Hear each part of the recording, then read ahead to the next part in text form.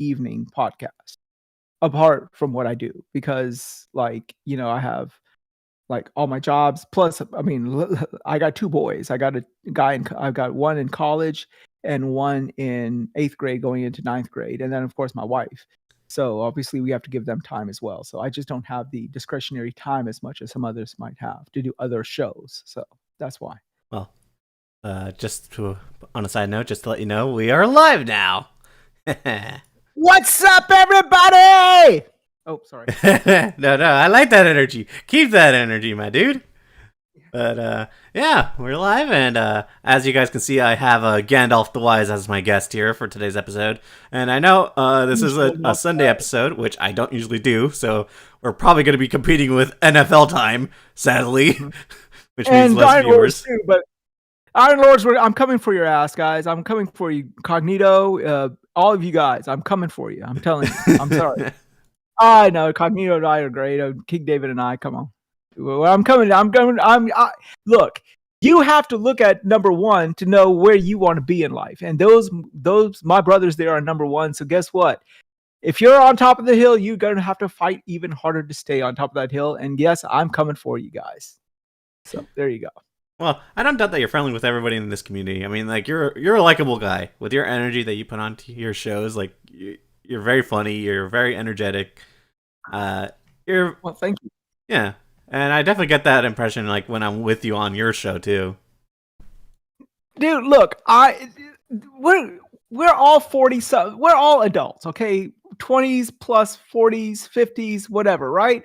We're all gamers, dude. The thing is this, and this is what blows my mind. When I first joined Twitter several years ago, my objective was to sort of meet like-minded individuals because my IRL friends, they're not really into gaming. I live in Alabama, okay? So everyone here, it's football. It's all either Auburn or Alabama or NFL, and that's all good and well, and I enjoy football like everybody else, but none of my friends are as avid gamers as I am. I mean, they play, but they're like, you're more casual. Like they'll play Madden, they'll play FIFA, they'll play Call of Duty.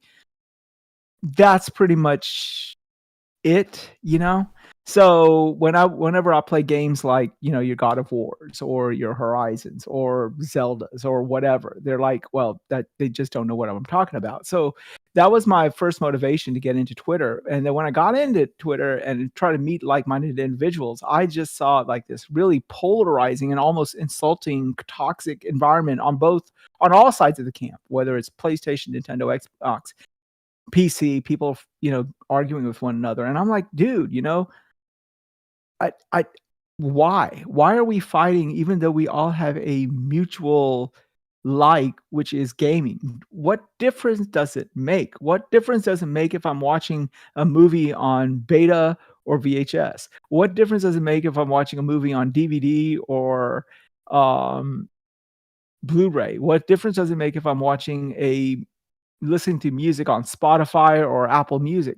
It's music. The fact that I like rock or I like grunge, shouldn't matter where I'm listening to it, as long as I'm listening to the same type of stuff that you like or playing the same types of games that you like. If you like single player over the shoulder games like I do, then so be it. What difference does it make whether that game comes from PlayStation, Xbox, or Sony or Nintendo? I mean, that's great.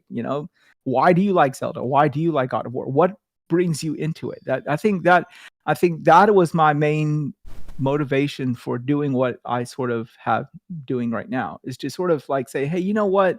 All that bickering and all that drama, and I know people like drama, but we're all like-minded people. We all should get together and have fun with this shit, because that's what is the main aim. There's so much other things in life to divide us, like every day there's something on the news to be divisive about.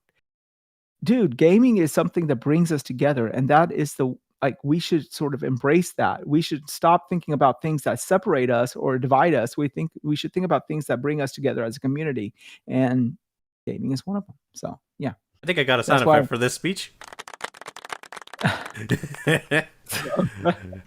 yeah, Yeah, I mean, it's this thing, and like we have fun. Like we're adults. We don't like, and we talk about all sorts of shit as adults. It's more than gaming. Some of us have girlfriends, some of us have wives, some of us have kids. We all have lives outside of this. Whether you're going to college, whether you're a stock investor, whether you are a truck driver, I don't know. Whatever you do, that you have a life. There's aspects of your life that you want to talk about. And yeah, let's just talk about all this shit. And because we're here for each other. We're here to help everybody else sort of become comfortable in their skin and, enjoy gaming. Because for the longest time, gaming was a very polarizing thing. I mean, It was back a in the niche day thing. it was extremely niche, and it was one of those things where, you were ridiculed sometimes, like on the schoolyards and stuff. When I was in elementary school, if you were a gamer, you were like, okay, you were a nerd. You're like, okay, whatever. All the other kids who didn't have consoles or were not interested in gaming, they looked down upon you. Dude, now gaming is ubiquitous, and it's the thing that like we should sort of like use. It's no longer something to be ostracized about, and we should stop ostracizing others for it. So yeah, there you go. Also, quick note, just want to say hi to Retro. I see you in the chat, my friend. Thank you for stopping by. Hey, jackass, what's up, man? You fucking ghosted me, dude. Oh, Fucking asshole, man. oh, well, Retro, what's your response? Type in chat. But Yeah, that guy, he's a good guy. I like him. He's funny. But yeah, so we were talking about earlier about Zelda, right? Right. So I actually want to ask you, like, because this is a question I always ask like I told you, like, this is a question I always ask my guests, like, what game got you into gaming? Because a lot of us kind of forget, like, the first game we played that got us into gaming. A lot of us can remember, like, our favorite games of the year, but not a lot of us keep those, like, favorite games that, like, we enjoyed that, like, really made gaming a memorable thing for us in our hearts. Like, for me, I always kept Kingdom Hearts on that list, because for me, that's a series that got me into gaming. I love the story. I love the gameplay. I love the music. I loved everything about it. So, for you, you said that was Zelda, correct? Okay, so let me bring you up to speed as to why it was. You have to understand not only about the game, but you have to understand about the environment of gaming at that time. All right. So that also plays into why I am what I am as a gamer right now as well. So Zelda came out like around 86, 87. It was so the Nintendo console, the NES came out stateside around 85, 86. It was like the most popular thing going on at that time. We were just coming out of the big gaming crash of the 2600. Everyone knows the whole story roughly. The 2600 was really the only main console at the time. I mean, there was the ColecoVision and television at that time as well, but the 2600 was a runaway success. And they had made a game called E.T., and everyone knows about the whole story about E.T., and it didn't do so well. The game was horrible. I think it was like programmed within a week or something like that. And it was just there to cash out on the success of the movie of E.T. But the game was just atrocious. It was just bad. But because they were made in cartridges, they had to make those games in advance, and they overestimated the demand of the game, and they made way too many copies, and they flooded the market. People played the game because it was ET, and everyone said, wow, this is shit, and video games are not good anymore, and these are stupid, and there was a huge crash. Then the NES came out, and it was I'm also a person. I'm also a huge student of marketing. I love how companies and corporations market. So Nintendo saw that and said, okay, well, we can't just come in to the United States market after it was burned by the 2600 the way it was, and just say, oh, we're a new console, we're going to flounder. So they released their console, but they also advertised it with, oh, you get to play with this little robot called Rob, R-O-B. I don't know if you remember Rob. I remember. But yeah. And they said that yeah, you could play with Rob. Now, all Rob was just an IR sensor, and the IR sensor was sent by the TV screen to the robot, and the robot sent an IR sensor back, and you can control something like that. All it was, and it was very stupid because like you could press one of the levers on Rob's little device and it would do the same thing. You didn't really need Rob to play, but it was a cool concept, right? Though you get to play with this robot, and robots were getting big back then, and the idea of a robot was cool. And hey, yeah, I can play a video game, and this little robot guy is also playing with me. Not really the case, but yeah, whatever. So we bought the NES, and the pack-in game was Duck Hunt and Super Mario Brothers.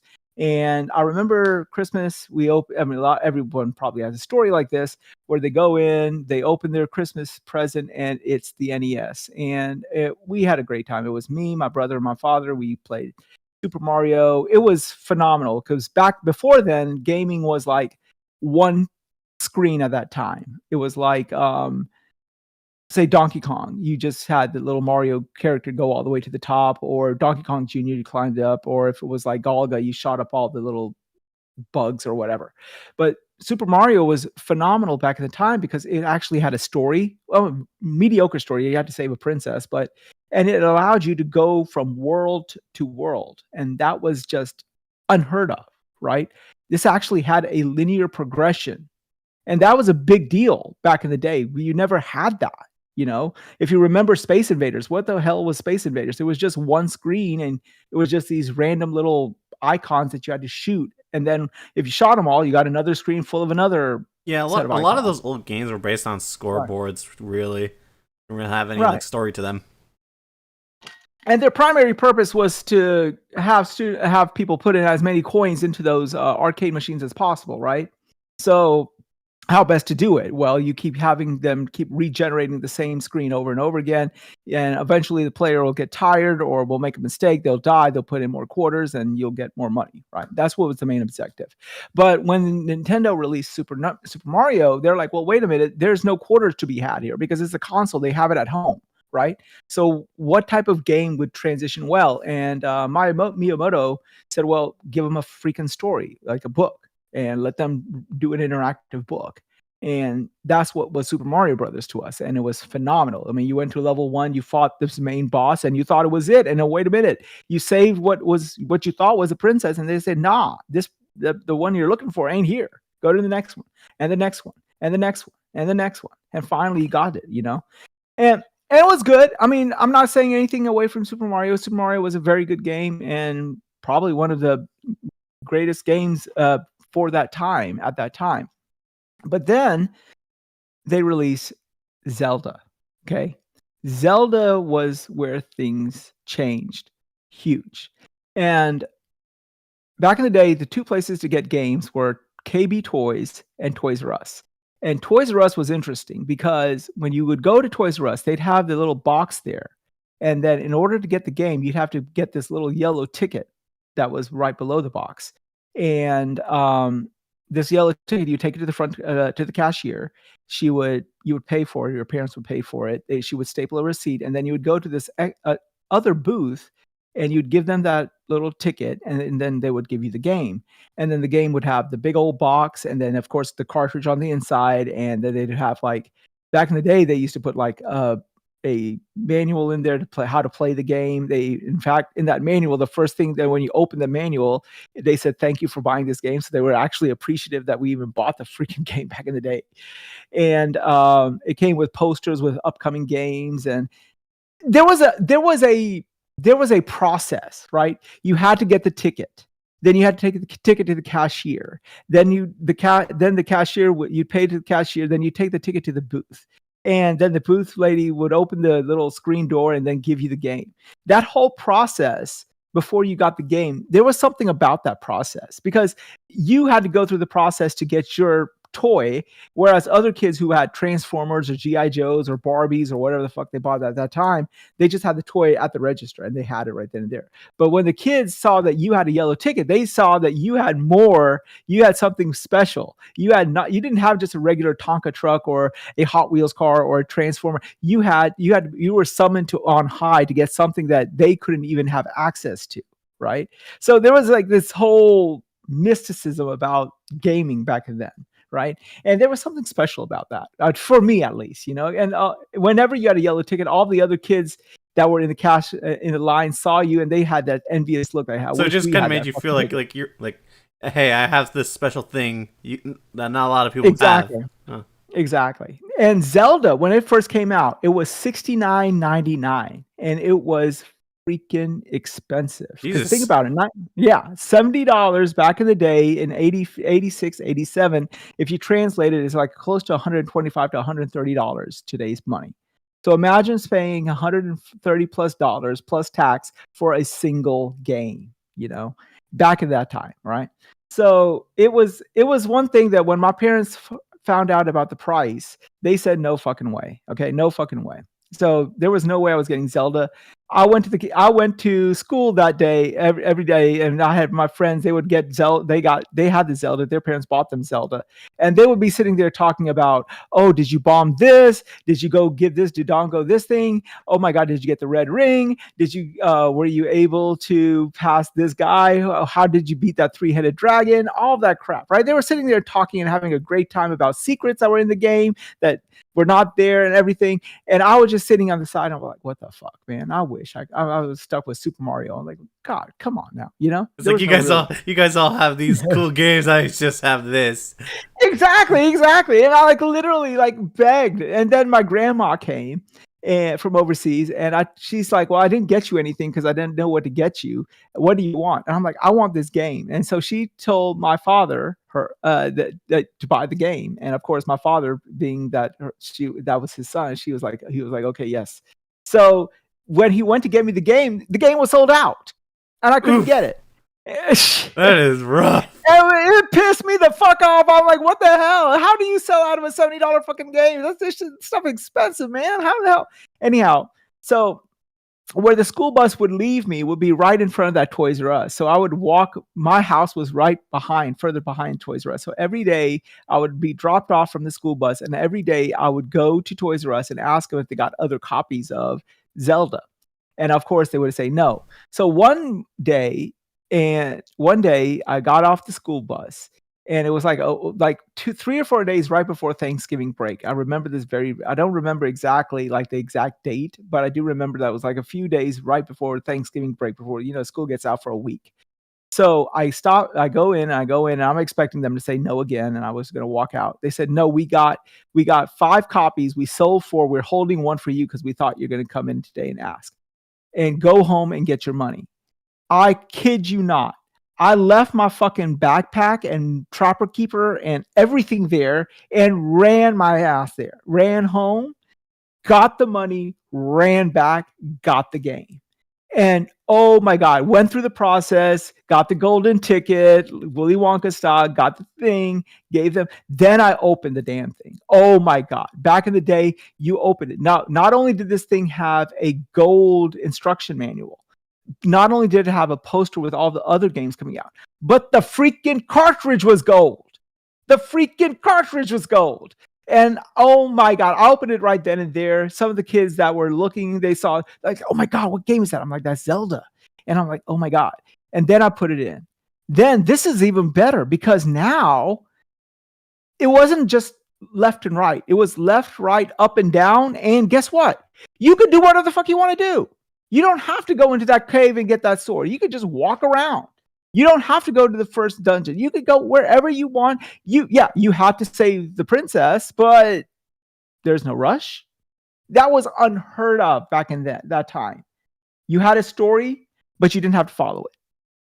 I mean, I can't stress how big of an impact that was.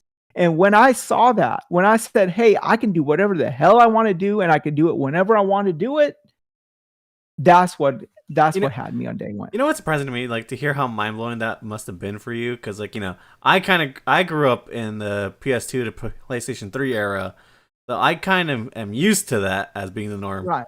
Where hearing somebody like explain that, like when in an era where like stuff like that wasn't really the norm, you were kind of stuck to doing one thing in a video game.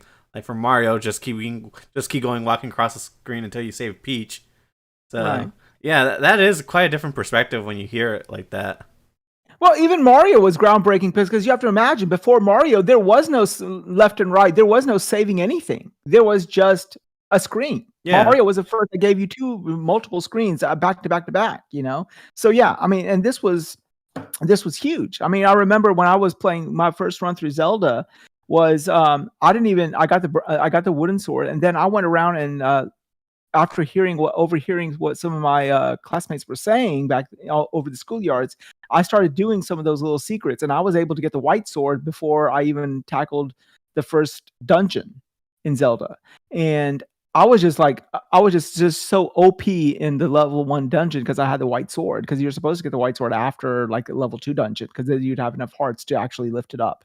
But yeah, I was able to get the hearts because I was able to find those secret hearts before then. And that was probably the one thing, because I one shotted the main boss of the first dungeon with that white sword, and I said that was I can't, for a person who was like 8 years old back then, the fact that you tried something apart from maybe the way the developers wanted you to do it and it worked, dude. You never had that before, because every time you got a mushroom in Mario, you grew bigger. Every time you got a fire flower, you got a fire flower. And it was the same thing. You knew what Goombas were coming and everything. This was totally different. It was like the game was adapting to your play style, and you got to choose your own play style. I mean, now it's not a big deal because like with the Grand Theft Auto and all that shit and everything going on these days. But back in the day, that was huge. That was like mind blowing. And then it was like just the whole aura of it. And I'm like, this is like the best game ever. And then you beat it and you went through it. And then the music, like when you went into the level 8 dungeon for Zelda, it was all gray, and it had new music that was different than the other dungeons, and it was very intense. And that, oh my God, it was phenomenal. And I, to this day, that is why Zelda for me will be the GOAT of all time. And this is why I actually love even more. That's why I like Breath of the Wild as an adult more than any of the other Zelda games that came before it, except for Zelda 1, because it allows it. It basically, when I played Breath of the Wild, and you saw that screen where Link ran outside of the cave and he saw that big open expansive world and he could go anywhere he could go. That's what I was envisioning when I was playing the original Legend of Zelda, because it literally just opened you into this open world and there was a cave in the distance and it said, okay, go wherever you want to go. That's what Breath of the Wild sort of harkened back to. And that was the images I was getting when I was playing. I saw that open world, and it just basically said, basically the game developer said, here, go. This is your playground. Just have at it. Go at it. And I kid you not, I shedded several tears, because it was almost like a 360. This was the game that when I was playing the original Zelda back in '87, this is what I was imagining while I was playing it, and now I'm actually seeing it in real life. And so when people ask me what's the greatest game of all time for me, it will be a tie between The Legend of Zelda and Breath of the Wild, because I don't see any difference between the two, because one harkens back to the feelings and the emotions that you got from the other. So yeah, that's the whole story about Legend of Zelda and why I like it.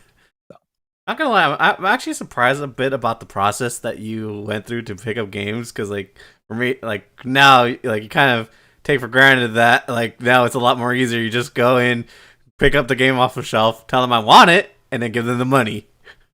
And not even that anymore. Now you don't even have to do that. Now you just go to the free. You go on. You turn on your console, go to the store, and download the darn thing. There's nothing. Yeah, practically. Yeah. So it's like, I don't know. There's something.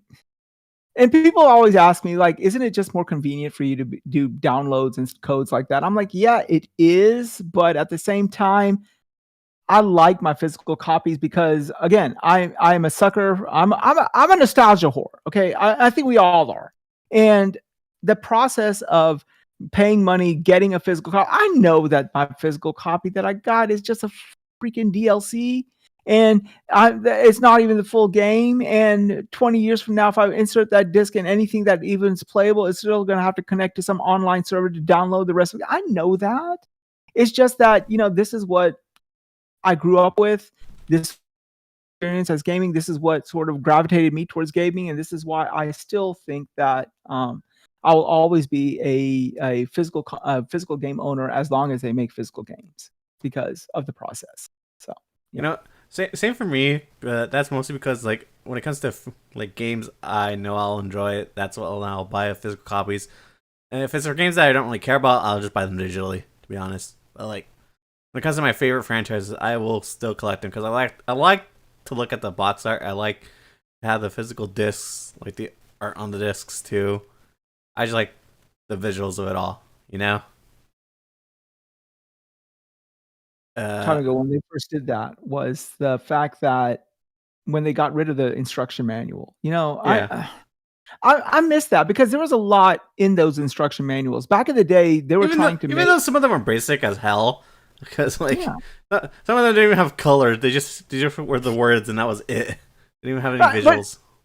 But you say you picked it up on the PS2 era, but PS2 that's when they actually first started sort of thinning out the instruction manual, if you will. Yeah, But you need to go back and look at some of those older games from the Sega Genesis slash Super Nintendo, even back then, like the Master System and NES, and you should see how thick of a instruction manual they gave you. I mean, the instruction manual, they had a lot of artwork and stuff like that. Because back in the day, the technology was such that it was very you don't definitely didn't get God of War level graphics that back then that you do now, right? These days and times, there's very little left to the imagination because you can see it. Back in the day, you had pixel graphics and everything like that, so there was a lot of imagination that you had to use, and the character, while vaguely resembling a character, was still blockish, right? So when you looked at that art style that they had in the pamphlet, it sort of helped you sort of like envision what the developers were trying to program for, and you're like, oh, okay, I can see that. Oh, okay, I can see that, and I enjoyed that. And I think there's something lost in that. I think I've always believed that starting in the 80s, that gaming was a type of art. And I think that when they took away the manual and there was no art to be found, it sort of it took a little bit away from gaming. Um, as I was saying, the first thing when you used to open the pamphlet, you used to get this: Nintendo of America wants to thank you for purchasing this game. That small little thing, that small little blurb, they didn't have to put it in there. They did, and it was just a way of them showing their gratitude. These days and times, it's like you feel like like you're you just don't a feel number to them now. yeah. It's just like, okay, like they're not grateful. They don't care either way. So yeah, it's the little things, right? It's always the little things. That's where the devil is. The devil's in the details, and that's what I'm a sucker for. Is the details, and I miss all those details that are now lost to time because that was gaming that is no longer gaming anymore. So yeah. All right. So if Zelda was like your all-time favorite game, what's your least favorite game or like your most hated game like that you've played? Oh my god. That's also an NES game, and actually, it's kind of funny that you mentioned that because it's not my hated game. I would still play it. And it's not really one game. Is it like My a hate series of games? It's not really like a series of game. It's a game mechanic more than a game itself. And it was basically a manifestation of the limitations that they had with the hardware back in the day. Um, NES, Ninja Gaiden, NES, Castlevania, those were the games. And Ghost and Goblins. We had a saying back in the day, NES hard, Nintendo hard. I don't know if you've heard of it. And the reason was that we called it Nintendo hard was back in the day there was no like downloading patches or anything like that. The reason games went gold was because that was the last time the developers were allowed to make any sort of alterations before it went gold, um, before the game came out. Because once the game went gold, they had to send it off to get packaged in the cartridge and sent off, right? So, and there was no online, so there was no DLC codes, there was no nothing like that to make the game run better than when they first programmed it. Um, so a lot of these bugs were just bugs that were always inherent into the system, and we had to, as gamers, overcome that. One of the bugs that was routine was like, and it was a bit in Ghosts and Goblins, Castlevania, and Ninja Gaiden, where you'd be on this like platform, and this flying thing would knock you, and it would knock you back, and when it would knock you back, you would fall into a ravine and die. And it was just like a timing thing that it would always happen. And now these days and times, there's like ways that developers do things where they make it such that if something hits you, you just go invisible, you don't go fall back. Or for example, they'll make sure that they don't send anything with the right amount of momentum to knock you back or whatever. But back in the day, they couldn't code for that, and there was no difficulty levels. There was just one level, and that was just the game that you got. So you had to overcome it. You basically as the kids say these days, get good. That you had to get good to get past those levels. And so that mechanic was the most annoying, and is still to this day the most hated. I still go back and play those games because I still like keeping my dexterity up with those Nintendo hard games. But that is by and far, I would say, the one aspect of gaming I used to hate. It was that little thing where if you got hit, you fell back and just died and everything like that. So yeah. But if you would talk about games that I actually played and just absolutely hated, oh wow. If I had to guess a game, it would probably be Deadly Towers. It was on the NES, and it was an RPG type game, and it sounded pretty interesting because I'm a huge D&D guy. Okay. And yeah, and it reminded me of that. And so I played it, and it was fucking atrocious. Everything about that. It had that fallback mechanic. It had the inability, and the worst part is when you died, you had to go through like these 4 or 5 towers, to top towers, to kill off these main bosses. If you died anywhere along that whole platform, Oh, tell me, you had to restart the entire game. you have to restart the Oh entire fucking. There was no, and no! this was before any saves. This was before any memory cards. Remember this. This is before any codes to save your thing. You had to beat the game right then and there in one sitting. So yeah, and I hated it, and it was unapologetic. And after a while, that was like the only NES game I ever got that I just said, you know what, fuck it, I'm not beating this game, I'm done. I think it was kind of funny because there's this guy on YouTube called he always insults games. The Angry Video Game Nerd. He actually did Yes. that. Yeah, he actually played that game, and he hated it. And I watched that episode, and I was laughing. I was in tears. I said, "Yeah, this is exactly why I hate this fucking game." But yeah.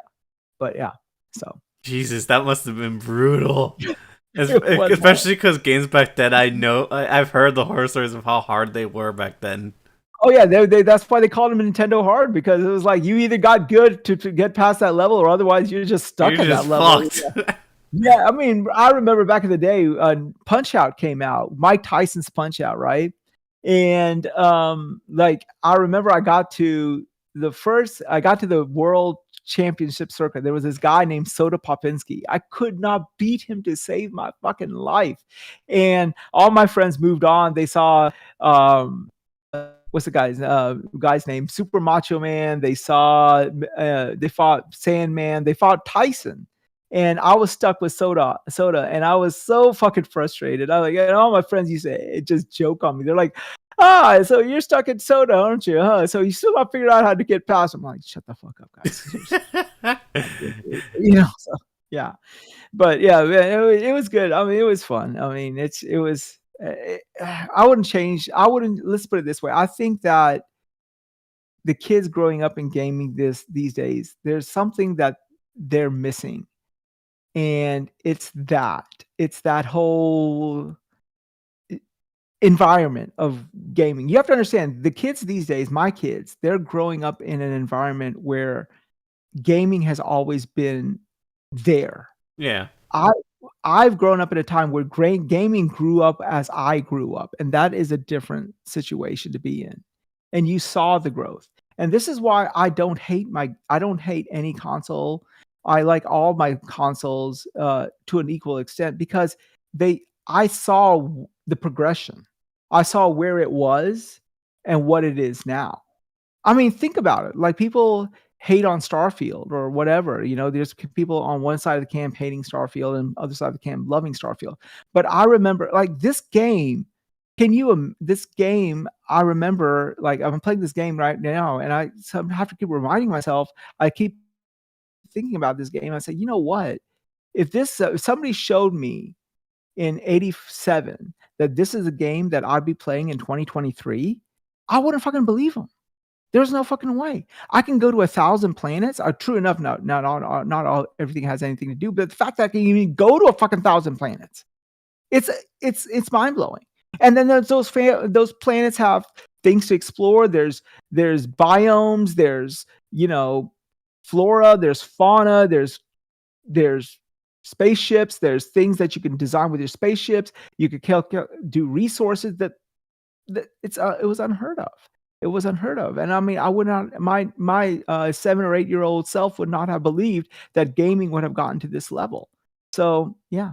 I mean, that's why I am as so people say Yeah, that there's no such thing as a neutral gamer. yeah. I guess you're right, but I don't know.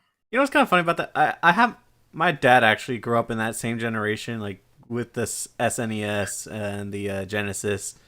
Uh, and when he sees me picking up these old games, he's kind of like, because he doesn't really game anymore, but when he sees me picking up like old games and like getting into like old games like he used to play, he's like, why? Like, why do you want to play these old games when you have like new games to play? And Mhm. I just like tell him like, like some games are just timeless. Like you can just enjoy them still to this day. Well, and you get appreciation of what it was and what it is. Yeah, That's the thing. And I think that's what we as, gamers need to sort of embrace.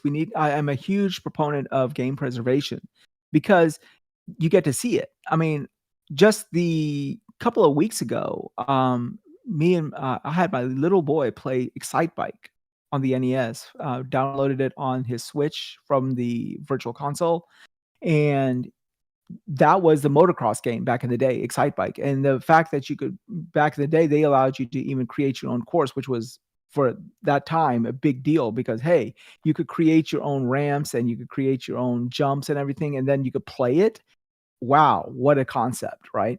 So yeah, my kids, they got to see what these things were and what they have become, and I think you gain appreciation for these things. yeah, If all you've definitely. ever s Yeah, I mean, if all you've ever seen is God of War, if all you've ever seen is Horizon, if all you've ever seen is Starfield, then it's easy for you to criticize Starfield or God of War or Horizon. But if you see where for every Starfield, that a long time ago, there was this game called Space Invaders that sort of didn't allow you to do anything besides just shoot aliens. And now you're exploring planets, shooting aliens, talking to people, whatever, creating your own spaceship. You get an appreciation of what this game is doing and where it came from. So yeah, Yeah, perspective is a big deal. So on that topic of preservation, I am very passionate about it, and when it comes to like talking about that and the topic of like games just becoming fully digital, it's just like when games go fully digital, there are going to be games that are just going to be lost to time. There already are mhm. games that have been forgotten and won't be remastered or remade. So, in that regard, I just kind of like I'm just upset when like the day comes when like discs will be phased out completely for consoles. Because like for me, I like collecting discs, but like as time has gone on, like this, like collecting like games that aren't available on new systems has become way more expensive nowadays, especially for like the old cartridges too. Right, right. I mean, and now like OG games or retro games are a big thing, and the market is huge. Um, Back before, like as your father was right, people would be like, "Well, why would I want to play old games?" So retro games were a lot more accessible. Now it's price prohibitive. I mean, like if you want to go out and get like an OG Legend of Zelda, you're going to come out of at least 3 figures minimum, and that's without a box. So, and Yep. that's if you can find a console on which to play them. So, yeah. Yep, So, and not to mention even the technology now is also going up in price too. So like if you want to buy like an old like SNES or like one that's in mint condition, that's going to cost you upwards like 500 to like a new console practically. That's like well, even analog yeah, has things, but they don't come cheap either. I think like the cheapest analog is like 300, isn't it, or something like that? yeah, something like that. Yeah. So. I mean, I'm into it, but and see, this is one of the main reasons I guess I would never be a strictly digital guy because, to be honest with you, they're corporations, right? PlayStation, Nintendo, Xbox, they're corporations. They have no vested, um, they don't have any responsibility to me as their consumer. Okay, they're as a corporation, their only obligation is to their shareholders, and rightfully so, right? So that being said, why would they go out of their way and spend all this money to preserve games and everything like that when it doesn't affect their bottom line any? So I totally get that. And if it's cheaper for them to just like not renew a license for a game that requires multiple licenses and they just need to pull it from their store, that's so be it. And I can't argue with that. But then that game, as you said, is lost. At least if I have the physical copy, at least You'll have it somewhere. forever at least. Right. Somewhere Even I have it. yeah, especially like with like some games now, like even if like say if like the PS Store shuts down, right, or you can't update games anymore, right? At least Right. if you put in the disc, you'll still have the game on there, but it'll just be the base version of the game. You could play it to a certain extent. That's all Yeah. I can say. At least it allows you to play it to a certain extent, and that's why I think I'm always going to be a physical guy, as long as they make physical games. Now, that being said, I mostly buy my indies digitally because indies don't most of the time, unless uh, that what's that company called that makes games? Shoot. What is that company that takes those indie games and makes physical copies out of it? I am Oh, 8-bit, or there's another company that does I it as well. forgot. I'm blanking here too. Yeah. There's another I, company that I know like who you're talking about though. Embracer owns them now. right. Oh, I forgot their name. I'm sorry. I'm running a blank. I'm sorry. It's a Sunday, so don't remember much on a You're Sunday. good, but So yeah, and I know one company's I am 8-bit. Sometimes I am 8-bit will look at a big indie and make a physical copy. I think they're making a Hades copy as well. So the Hades 2 copy or something like that. So yeah. sorry, just looking up the company, but I can't find it. Yeah. But anyways, so Oh no, limited run games. yes, Limited run games. that's it. Limited run games. Yeah, limited run. So, but Although their copies are very pricey too. yeah, and their stuff is very expensive. But if it's a really good indie, I'm definitely gonna buy it. Like I bought the physical copy of Stray. I bought a physical copy of Hades. I bought physical copies of Limbo and Inside as well. So Wait, Hades doesn't have a physical copy? Oh, um. I don't know if it doesn't have a physical copy, but I did buy the physical copy for my Switch. So yeah, they did have a physical copy for the Switch. I yeah, don't I knew remember. that. I thought they had like discs for the Xbox and PS4. I'd be wrong. I don't know. I don't remember. I just know that I saw a physical copy one time at GameStop and I bought it immediately for that game. So yeah. But But moving on to my next question. So this is one I always like to ask people because like I've been on YouTube for a while and I've been seeing a lot of like different like shifts in terms of like mentality to how people see gaming now. So a lot of people kind of think gaming is in a terrible spot right now because microtransactions, loot boxes, buggy and broken games, and then there's some people that do enjoy gaming because like it's moving in a good direction with like things like Game Pass or like of course like with the indie scene with like indie games being on the rise. So where do you see gaming at right now? Do you think it's in a good spot, or do you think it's like people should still like watch out and like voice with their wallets in some regards? well, inherently our hobby is a selfish one at that. Okay, because especially for the games that I play, right? I play mostly single player games. I'm not really into multiplayer, mainly because my job is multiplayer, right? If some of you guys don't know, whoever watching this, I am an educator by trade. So my day to day is, interacting with groups of people and teaching and all that stuff. So when I come home at night and I'm use gaming to unwind, the last thing I want to do is, strap on a headset and connect online and, interact with more people. That's just not the way I want to wind down on a weeknight. And the weeknight, I want to be sort of, it's 10 o'clock at night, everyone's asleep.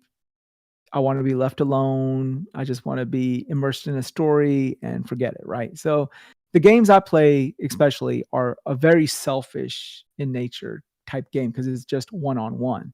And if that's the type of game that you sort of gravitate to, myself included, then for me, no, gaming is in a very precarious situation for me. And I'm very worried about going forward 15, 20 years down the line. Like as I was saying, in 87, if you told me that this is a game, Starfield, I'm going to be playing a game like Starfield in 2023, which is what, about 36 years later, I wouldn't have believed it.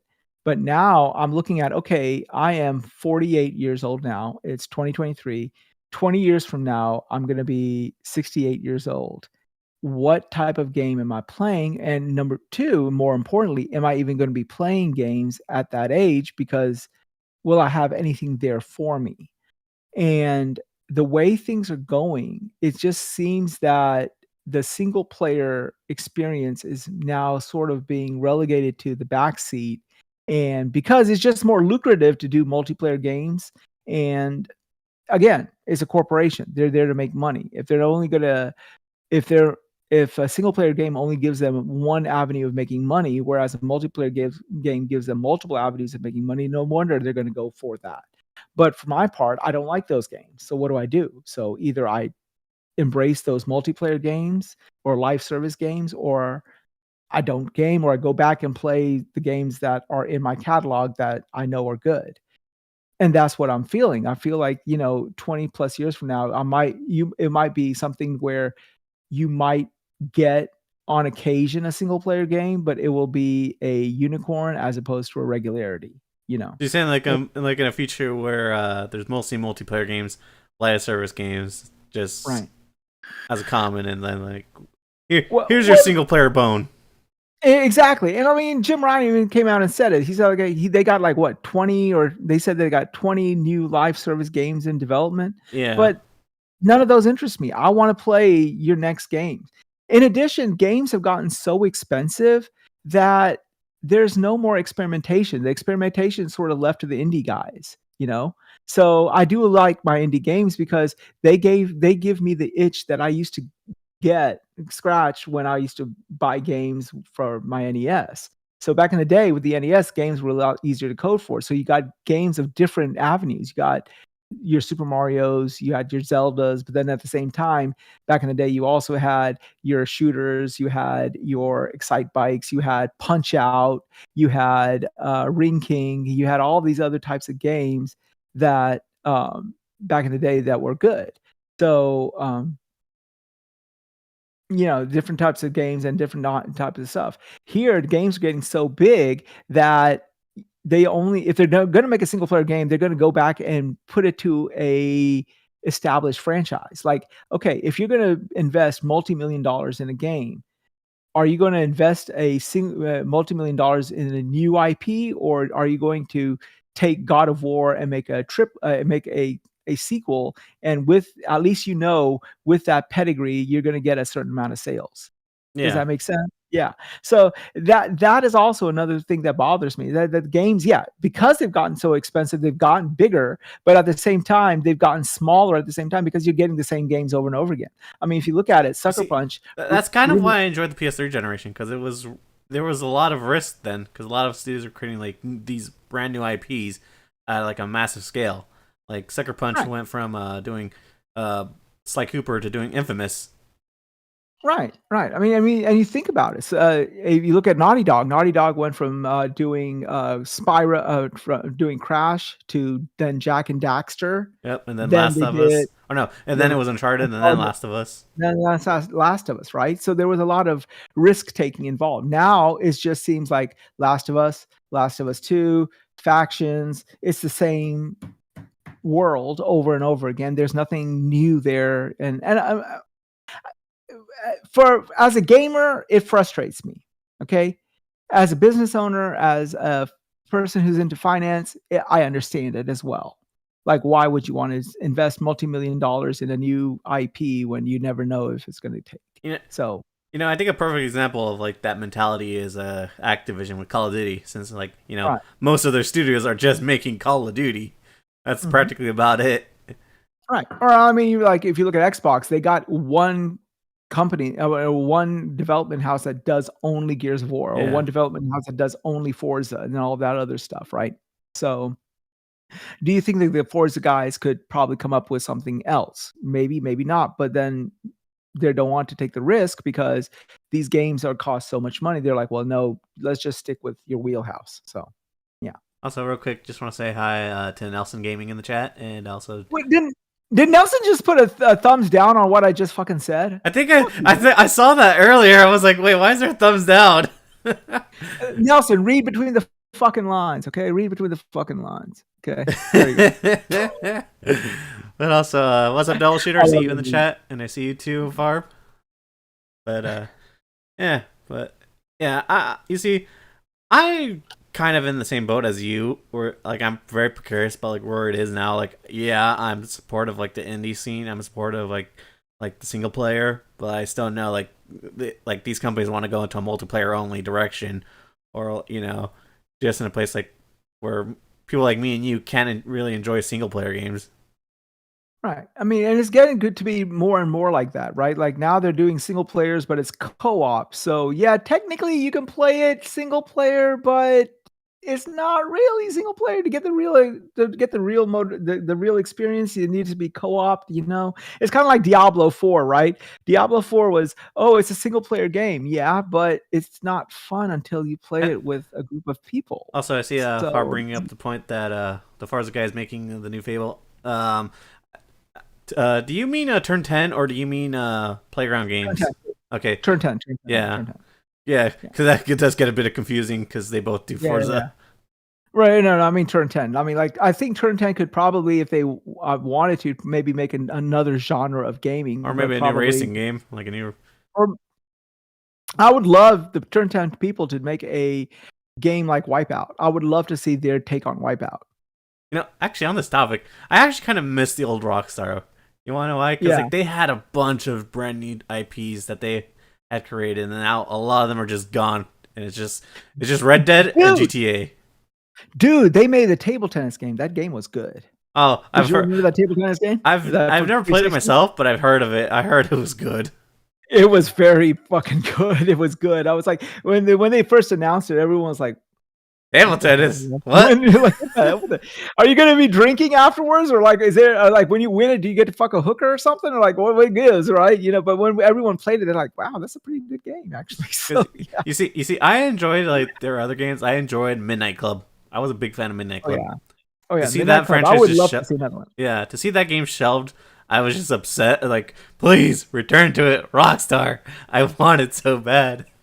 Well, Sucker Punch, my one of my favorite games that they've ever made, and one of my favorite games of all times. It's not a level of Legend of Zelda level, but it's up there.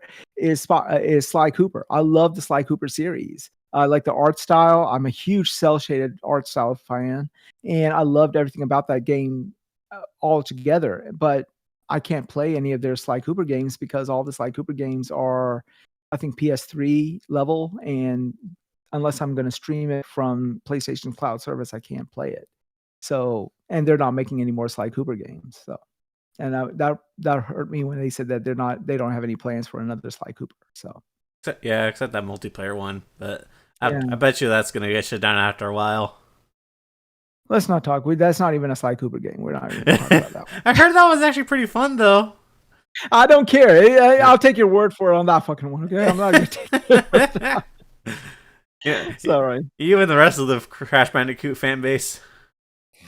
Yeah, exactly. So, I mean, and it's just like there's a lot of them. I mean, you talk about Midnight Club, and I talked about Sly Cooper, but if we actually go down in the list, it would be Chrono Trigger, one of the best RPGs of all time. There's no sequel ever. I actually never played that. Oh, get the fuck out of here! Are you kidding? Nope. Do you know the whole story of Chrono Trigger?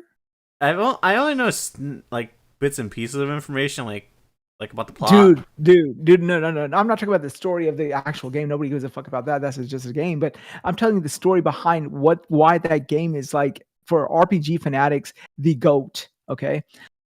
Back in the day, Square Enix was not Square Enix. It was Square and Enix, right? So, and they were actually Enix, right? Correct. And they had a competition. Squaresoft, their biggest RPG was Final Fantasy, And it was made by Hironobu Sakaguchi, who has now left Square Enix and now has Miss Walk or whatever. So Hironobu Sakaguchi was the one who made Final Fantasy, and I don't know if you know why they call it Final Fantasy.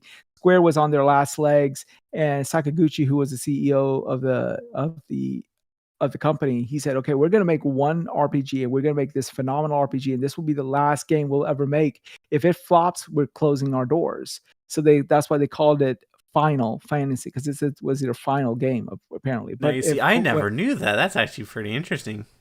yeah, it was called Final Fantasy for that reason, right? Because it was in competition with Enix's biggest powerhouse, which was Dragon Quest. And Dragon Quest was big because in Japan, they released it on a weekday, and the government had to inject themselves and say, look, they went to Enix and said, we can't have you release your games on a weekday, because what happens is all these people are leaving their work and leaving their schools to wait in line to get your game. And that's interrupting, business. So they made Enix release all of their Dragon Quest games on a Saturday. It was that big in Japan, right? And so anyhow, these two companies were going back and forth, back and forth, back and forth. So Chrono Trigger was made by. So what happened was, I guess some conversations happened between Square and Enix at that time, and it was the who's who of gaming.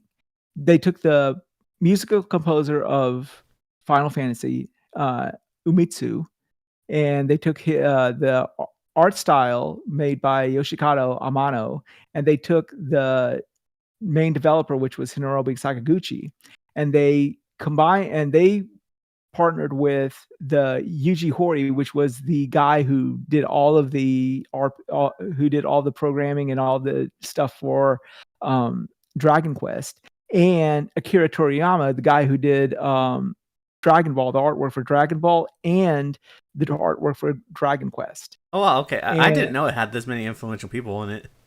Yeah, and all of them came together to create this game, this one fucking game, this one game. And it was Chrono Trigger, and it had everything, and it was perfect. It had branching storylines. It had, if you've never played Chrono Trigger, it holds up today. I mean, now you could probably play it on a potato or a Samsung fridge if you wanted to. But exactly, yeah, no, you can actually play it on the phone. I actually got it on my phone, and I sometimes still play it when I have some downtime. But yeah, it was phenomenal, and it was, to this day, because of the pedigree of that RPG, it is still held as like one of the best RPGs of all time among RPG aficionados. You see, I've heard that, but I just never knew why.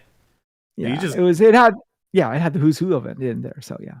Yeah, you just gave me a bunch of new information. Okay. Now, yeah. I definitely should dive into that game then. Okay. Mm-hmm. Oh, you'll love it. You'll be like, and you have to understand. Okay, again, perspective is a thing. When you play it, you're probably gonna be like, oh, okay, well, whatever. These ideas are commonplace now because like you pick one decision and it has an effect later on, or it gives you a different ending versus one ending or another. That's common now, to have multiple endings depending on your choices. But back in the day, that never happened. Again, this was the first time you had like multiple endings depending on your choices, that your choices had ramifications all the way to the end of the fucking game. So that was, again, something like a brain explosion situation back in the day. So yeah. Sounds like it. Yeah. Yeah, I'll definitely go in it with an open mind, because I'm not, because I didn't grow up like you, because I grew up in modern gaming era where I'm used to this stuff. Yeah, I mean, and that's why I think that's why I said earlier that game preservation is a big deal, because you sort of need to see the spectrum along with gaming sort of has progressed to where it is now. So, and you get a better appreciation for what was back in the day and what they were able to achieve back in the day versus what they're being able to do now. So, yeah. Well, I guess with that covers all of our gaming questions. I guess now would be a good time to go into the more YouTube side of things for you. So, okay. Now, I really want to ask, so how did you get into the podcast space? Like, what got you into doing listening to podcasts and then becoming part of the podcast, like doing your own stuff, you know? So I joined Twitter because my main motivation was to get like-minded individuals to touch base with like-minded individuals such as yourself, right? Like I can sit here and talk 10 hours gaming with you all the time. I mean, my history and where I came from and your history and your perspectives. And I love this part where me and you are just sitting and interacting and talking about why we have our individual passions for gaming, right? And we all have that. And that's what I wanted to relate to. And when I got onto Twitter, I saw the vitriol and the toxicity, and I'm like, this is not what I'm looking for. Like, if I wanted to fight with, sort of assign myself to one platform and fight with the other platform. I mean, I already got that. We have that in Alabama. It's Alabama versus Auburn, right? So I mean, even with Alabama versus Auburn, I could give two fucks about it, right? Like, so it's a game. Somebody's gonna win. Somebody's gonna fucking lose every year. That's what happens. It's just the nature of it, right? Yeah. And I mean, it's a good game. I like watching the game for what it is, but it's like I don't have any vested interest. I don't have any skin in the game with the victor, in the sense that I'm happy that the person who won. I'm sad that the person who lost, but that's just the nature of a game, right? Somebody's going to win, somebody's going to lose. But people here are very, very toxic about that. Like, there are people who will take their kids out of their will because they are of another team. And I've seen that. Like, I've had parents who've not talked to their kids because their kids is an Auburn fan and they are Alabama fans or some shit like that, right? You want to know something funny? I actually had that happen to me because I was just trying to be funny and be rebellious to my parents because they're big Raiders fans. And I was saying I was a Cowboys fan. So, oh God! Well, hopefully they wanted to kick me out of the house because of that. Well, hopefully you changed your choice of NFL team, because Cowboys suck. I'm sorry. Oh no, I did. But yeah. I mean, so if I wanted that, I didn't have to go far. I mean, so I wanted to basically mesh with like-minded individuals. But then I got really sick. A couple of bouts of cancer, and get sick and all, and you sort of take inventory of your life, right? You're like, okay, this is what I am as a person, and these are my obligations to my real life. This is what I am as a person. But what am I as an individual? What makes me me? Well, first and foremost, what defines me is fundamentally that I'm a gamer, number one. Okay. Everything I do comes from that perspective. And I just never had anybody to sort of talk to, because, as I said, my in real life friends didn't really do much gaming beyond the standard Call of Duty sports games and stuff like that. So that's why I went in and I said, well, I started taking, when I was sick, I was like, so what do I want? And I said, what I want the most of is I want to have a medium where I can get like-minded individuals and we can just sit and just shoot the shit like friends at a bar and talk about everything under the sun, gaming included. I mean, because we all speak from an avenue of gaming. Well, whatever we look at, whether it is food that we eat, clothes that we wear, other things that we indulge in, it sort of has a gaming influence. I mean, like, think about it. Like, many of us like comic books because of just how gaming is entrenched with comic books. Many of us like the same movies. Many of us like the same type of TV shows, mainly because it's from the perspective of gaming. So that's what I wanted. And I wanted to have debates, but I didn't want it to be like fighting debates, like where people are like insulting each other, because there's no point of insulting, because this, again, it's gaming. It's supposed to bring us together, not supposed to something to separate us. And I don't want it to be like very cerebral, because I want it to be like, like, just imagine you and four of your friends going out one night to a bar, sitting around with chicken wings and a big old pitcher of beer, and you're just sitting back and shooting the shit. That is, to me, like if I'm in that situation, I'm a pig in slop. I'm enjoying myself. And I think a lot of us would be enjoying ourselves if we were that. And that's the type of podcast I wanted to do. And I didn't want to like have a podcast that was oh my God, only PlayStation insulting Xbox, or Xbox insulting PlayStation, Nintendo insulting whatever, or everyone insulting Nintendo or whatever. I just wanted people who were like-minded, just gamers who liked gaming, whatever game they want to play, and they just got together and we talked about what made them like these things, or what their personal opinions are on certain things that occurred in the gaming space. And so that was my first motivation. Noof Nukem was the first person. I used to be on his chat, and I used to just be my normal wise ass self. And Noof one night said, "Well, what? Why in the fuck don't you just come on to the show one night?" And I'm like, "Are you serious about that?" And he's like, "Yeah, go ahead." And I came on first night on his show, Gaming After Dark, and I was horrible. I was nervous. I did not know how to speak because like a camera was on me. I mean, camera's always on me because I, record videos for my classes and stuff, but it was weird, It was and weird I to do sort it of for like just like the YouTube scene, right? exactly. Yeah, it's weird like when you're looking at your computer screen and you see yourself talking, and then you have to think in the back of your mind that, "Oh my God, what I'm doing right now is going to be listened to by people That I here don't or know. maybe." Yeah, exactly. What are they gonna think? And whenever you create something for others to criticize, it's always a harrowing experience, right? Yeah. Because they don't know what goes into it. Like, you look at how much effort you put into making this podcast happen, right? So people who are watching it, they don't know all the effort that you're putting into it, and all they can say, "Oh yeah, it's a good show. Oh yeah, this show sucks." Well, if they say this show sucks, that sort of negates what all the effort you sort of put into it, or sort of makes it negated, right? And that's a huge pill to swallow. So yeah, I did not know if I was going to be interested, but I liked it. I liked the environment that Noof had on Gaming After Dark on Wednesday nights. Now, speaking about you being nervous, Nelson coming in here in the chat saying, "Now you're not nervous. You don't hold any shit back." Now I'm not fucking nervous at all. Now I don't care. But like, yeah, it was just like, now, I mean, you have to understand why I am the way I am is because, look, when you when you stared death in the face 3 times and told me to go suck your dick, you sort of have a different perspective in life. Okay. That's all I got to say. So that's why I just put it out there. I am what I am, but I can tell you this: what you see is 100% me all the time. Okay. It is not something that I put as an image for YouTube or anything like that. This is just the way I am. People, if you like it, great. If you don't like it, well, there's plenty of other shows for you to watch. Right.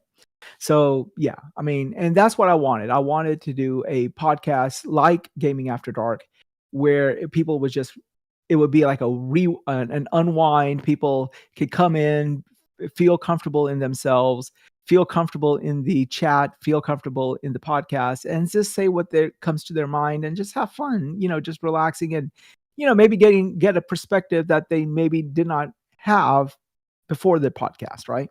Yeah. And so when Doom invited me on his show was great at the time, but it was a little bit more structured than I had wanted it, but which was fine because that was Doom's show in the sense that that's the one he wanted and that's what he got. And but it was not as it was still too formal for whatever I wanted to do. So when Doom sort of said, "Okay, I'm not doing the Friday show anymore," I said, "Well, if you don't mind, I'm going to go ahead and just take this I'll just take your slot and make my own podcast, and then make my podcast the way I want it." And that's sort of what sort of motivated me. I mean, it was, and thanks to Doom and thanks to Noof and thanks to what's the guy's name?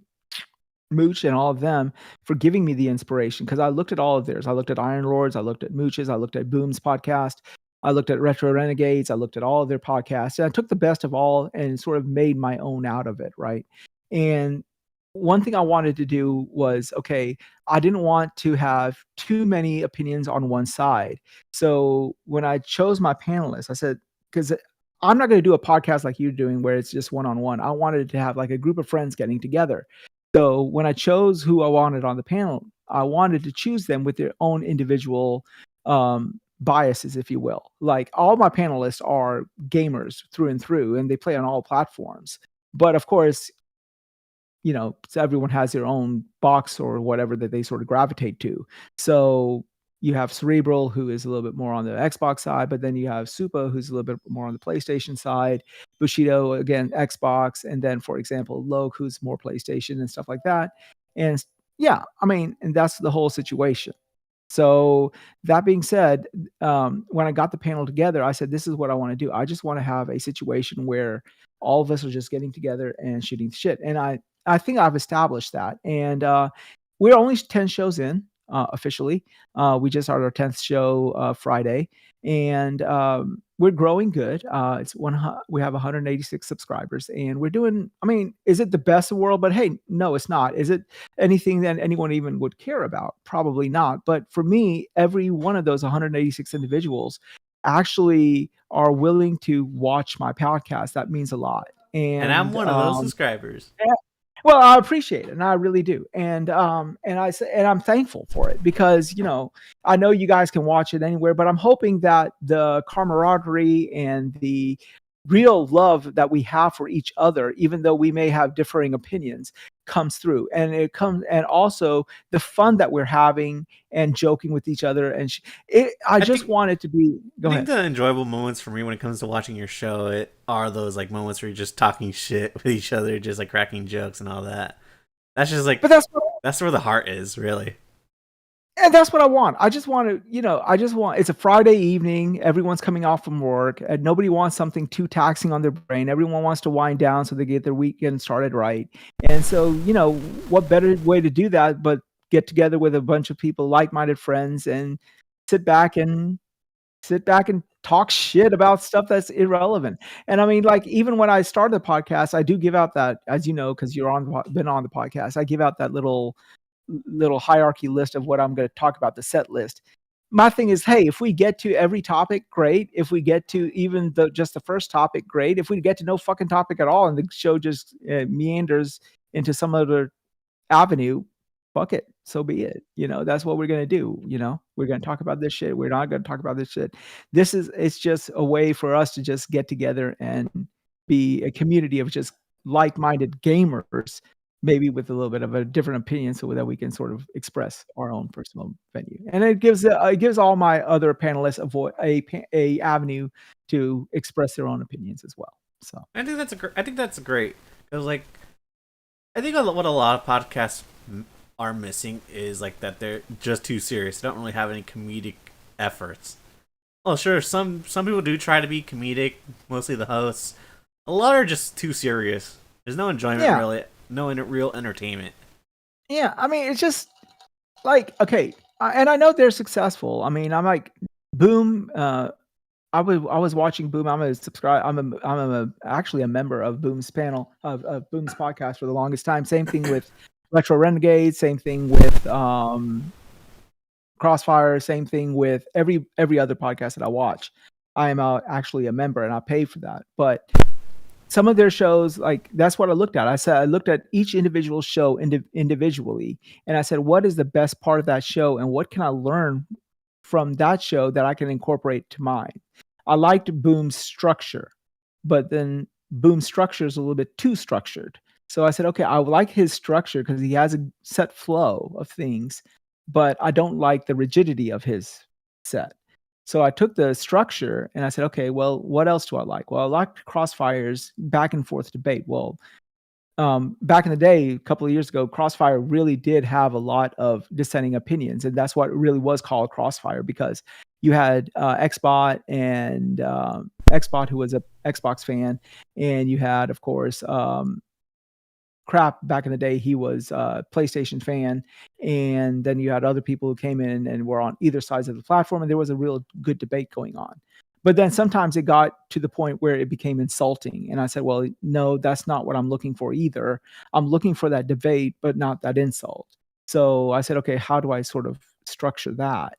And then when I looked at the Iron Lords and said, okay, well, what do I like about the Iron Lords? Well, the best part of the Iron Lords is not when they're interviewing somebody big or when they're talking about something. It's the playing around that they have with each other. When King starts joking around and makes fun of Addict, or Addict makes fun of Cognito, or Cognito makes fun of Sovereign, or something like that. Yeah, I mean, I like that intercommunication that they have with themselves and their panelists. That's the one thing that I liked about their podcast. So I tried to sort of take make do a little Frankenstein situation where I take a little bit from that podcast, a little bit from this podcast, a little bit from that podcast, mix it all together, and maybe make a podcast of my own. So I think that's yeah. an important thing to let people know is like when it comes to creating these shows, it's like you got to be different with it. Like you try to be different as you Right. can because like there's a lot Right. of people that are just kind of like copy and paste of like each other's shows where there's like no really any Yeah. distinction. Yeah. I mean, like, because like if I wanted a structured news oriented show, how am I gonna You can't what really would compete. differentiate me? Yeah, I'm not gonna be able to compete against Boom or RDX. I'm not gonna if I wanted a show that is only straight debate, debate, debate, I'm not gonna be able to compete against Crossfire. They're the ghosts for that. If I'm trying to do a big show that I get like Peter Moore and stuff like that, I'm not gonna be able to do that with against the Iron Lords. They're the ghosts for that. So, how do I take the best part of their shows and make a show that is unique to me? And that's sort of what I'm hoping to achieve. So, I guess my next question would be, where do you hope to take this like this show? Like, what do you want to do with it in the future? righteously speaking, I want it to grow to the point where so we've talked about this, me and my panelists. First of all, I really don't like the idea of having my panelists come in. I feel bad because these guys are devoting 2.5 hours, 2.5 hours of their hard-earned time to me. And that's asking for a lot for an adult. I mean, because we have other responsibilities apart from just what we're doing here. So for me to ask a panelist to do that consistently every week, or asking a guest to sacrifice 2.5 hours of their time to come on my podcast on a Friday night when they can either be doing their own podcast, playing games, doing something else with their in real life, or going on another more lucrative podcast. I feel bad. I feel bad that I'm not able to sort of give them sort of a monetary incentive. So I'm hoping to grow this channel to a point where I'm able to enumerate not only the guests, but the panelists as well. The people who show up for the chat, I'm also very grateful for that because, again, they're also devoting 2 to 2.5 hours of their time to watch this show, listen to this show, chime in with the chat. RPG88 was this guy who came in. He was been on the podcast. He's not been on the podcast, but he's been in the chat since day one, since episode one. And yeah, I mean, I would love to find a way of sort of helping that, like, maybe having a Patreon. Well, I have a Patreon, but maybe growing the Patreon so that every month I can give them a special edition T-shirt or something to the effect. So, how do you monetize it? Well, talking to some of my panelists, I don't want to lose the character of my show. My show is off the cuff. You say what the hell you want to say, and it's out there, right? Because that's just the way I am. I say whatever comes to my mind first. I don't think about it. I don't try to sugarcoat it. I am what I am. I say what I will say. And I was told that maybe that because of that way, even though the show has been flagged for adults only, may not be one that gets monetized by YouTube. So Ooh, yeah, yeah, I never knew that. Okay, so well, yeah, I mean, that's I gonna be don't know. hard to get monetized at that point. You would have to do Patreon.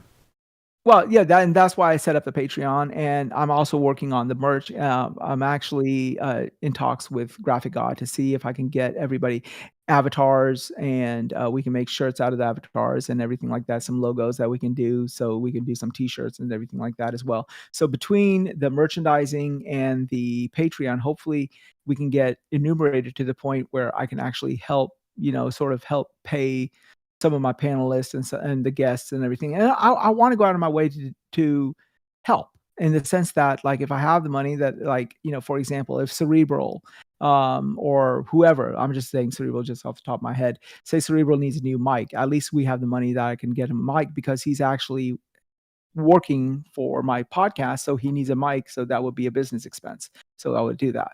And that is what I'm trying to grow it. I want the podcast to grow to the point where it's one of those things that people look forward to being on because it's a time where everyone can wind down, people tune in because it's the way they get their weekend started, right? Will it ever branch out to another show? That I don't know yet. We talked about this before the Yeah, podcast that we're talking. I'm actually, because of my schedule is just chaotic.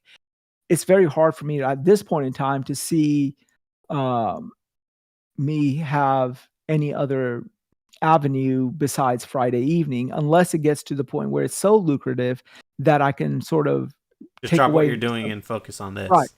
Right, or at least drop some of the things that I'm doing so that I have more discretionary time, right? So, if it gets to that point, then yeah, I might do another podcast, but it at this point in time is I just want to grow the show, and I want my main objective is to help my panelists, help my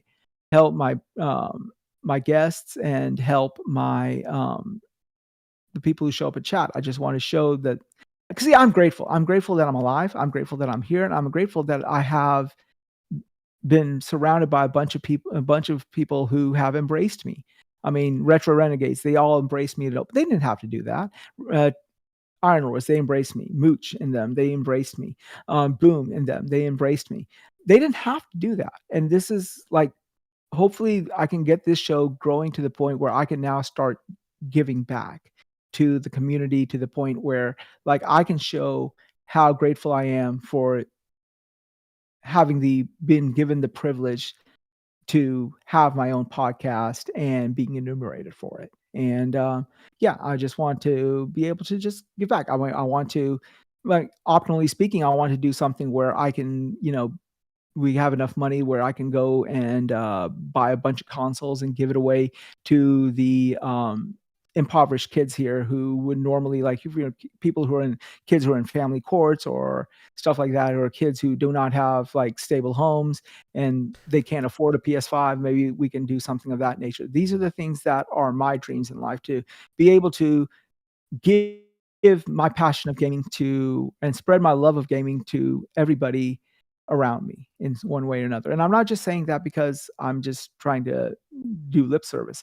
I really want to do whatever I can to show everybody, not only on YouTube, but on Twitter, but everybody around me, the gratitude that I have for not only just being on here, but being given this second chance to maybe make good with gaming, basically. I can definitely see that you really mean with that. Yeah. And I mean, I hope that you can find what you want and find find that source of income to make this thing like successful, because like that would be pretty great, especially for what you want to do. And I could see like that you really want to envision this to be like a like to just not like I don't want to say like be like just make money, but you want to make this like something great that everyone can enjoy and watch, while you also don't have to feel bad for having people like use up their time for these shows unpaid. and right, and I want to be able to help. I mean, Yeah. there's so many things that like, and a lot of people don't know this when they're just watching a podcast on YouTube, but these individuals, these characters, and these people that you watch, they're living, breathing people. They have a life. Yep. And of course, everyone knows that, life is not always fair. So, what better way to help? What better way to diminish your problems better than helping somebody with their problem? I think that's the one thing that we need to, as a people, realize that, sometimes we're so embroiled in our own problems that we can't see straight. Sometimes we need to sometimes put our own problems on the back burner and say, "Hey, let me help somebody with their problems." And then in turn, I believe in karma. I believe you give what you give, you get what you give out. So if you give out positivity, you get positivity. So maybe the way to solve my individual problems is to spread the positivity to my other panelists, my other guests, my chat members, with their problems, and maybe with that benefit that will eventually, maybe one day, circle around to me and help me with my problems. You know, So yeah. I like that mindset. That's actually the mindset I kind of use when I help Mhm. people in real life. Yeah, and I mean, like, Boom is good with this, and Mooch is good with this, and they're all good with Noof is good with this, all this. They always go out of their way to bring somebody who is trying to make something on YouTube for themselves they give them a platform. And I hope one day my platform is successful so that I'm able to bring people on and use that my platform to launch their platform. So that would be like the ideal. Like if I can get to a point where one day my show is so lucrative that I can help all my panelists achieve some sort of stability, all my guests achieve some stability, and everyone's having good doing it, then I think I've achieved the goal with my podcast. So Oh, well, yeah. And well, I wish I'll, all the I'll best for have you maybe in that regards. yeah, and make sure, and then I'll main thing, make sure that everyone who tunes in actually leaves the show laughing with a smile on their face and ready to get their weekend started. Well, I can say you already do that in your most recent show right now. You definitely put on a smile on my face when I watch that. When I watch your show, I try Well, to I tune in appreciate whenever it. I can. I really appreciate it. I really appreciate everyone who comes in and listens and interacts and talks and everything like that because, it takes one person at a time and I'm grateful for every one person I get. So, Uh, I guess my final question here would be for you. What advice would you have for people who want to get into the YouTube scene, want to do the podcasting stuff, or just like talk about like gaming news and like do all this that we do? What advice would you have to well, give? well, start slow. It's a lot of work. It's okay. So when we, as a person who just watches a YouTube video, right? It's very easy to just us click it on and watch the video for whatever duration it is and be done with it. But we don't realize how much work it took. It's not as easy as just somebody hitting go live and you're live, right? Um, there's a lot of back end work, there's a lot of forward end work, etc. There's a lot of marketing involved, etc. So before you jump in headfirst and start taking in all those responsibilities and burning out in the process, start easy. Start by, making just interacting on Twitter as much as you're comfortable with. Trying to get like-minded individuals, uh, with you or talking to like-minded individuals. Be on the chat with a couple of podcasts. Be a member for some of the podcasts that you like. Um, be regular on their chats. Interact with them. See if they can give you. There's a lot of people, myself included, who would love to bring people who are interested as guests. And then, like, be a guest for a couple of shows or several shows for a while. And try to see to get yourself to become a regular panelist, and see if you even like all of these aspects because these are all little gates before you become a YouTuber, right? So, like, do you like interacting on Twitter? Well, if you don't, then maybe being a YouTuber is not something that you want to do.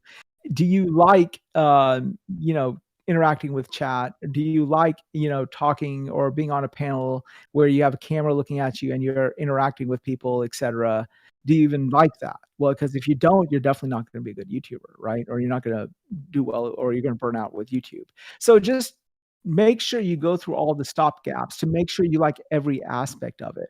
And then when you're a panelist, see if, like, the person who you're a regular panelist for will give you more responsibilities. Maybe you make the set list or you take some of the responsibilities off of the person who's hosting it. Because trust me, the person who's hosting it has a lot on their plate. So if you say, "Hey, can I do this part of it?" That I would guarantee you, most of the hosts will be like, "Yeah, sure." Most of the panel. Uh, I think my mic's picking up something. You okay? Yeah, Okay. that might be my cord. Oh, okay, cool. It's better now.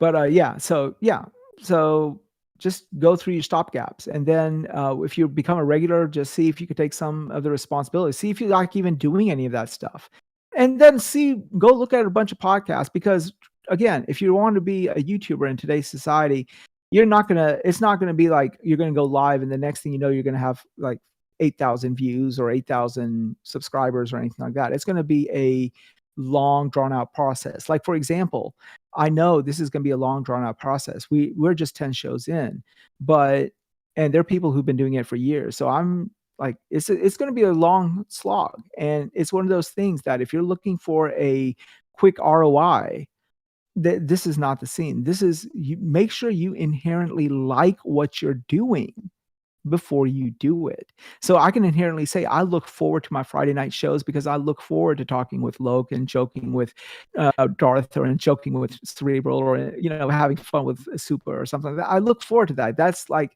when I start thinking about the show around Tuesday, and then Wednesday I start getting hype, and then Thursday I get hype fur, and then by Friday I'm on the roof and I can't wait to get the podcast started. So and once the podcast is over, I mean, I'm like ready to start my weekend. So I really enjoy it, and I hope that it comes off in my show, and that's what it should come off. The main thing, if you're going to be a YouTuber, make it will come off if you're having fun or if you're doing this as a job. And if you're having fun, I believe that you will find your audience. So, All right, I like that, and definitely that's the kind of mentality I have with doing this whole thing. I just like to do this for the fun. I like to do this just to like interact with people and meet new people that have the same love of gaming that I do. right, right. And I mean, think about it. Like we're all come from different avenues and different perspectives, right? You talked about, you said that you grew up in the PS2 era. You were not aware of all of these things that transpired prior to that. And I am. So now that you have a different perspective on all of the stuff that you are playing or what you like, and you have an idea as to where it came from. And yeah, that's how you grow. I mean, that's how you grow as an individual. That's how you grow as a community, right? So yeah.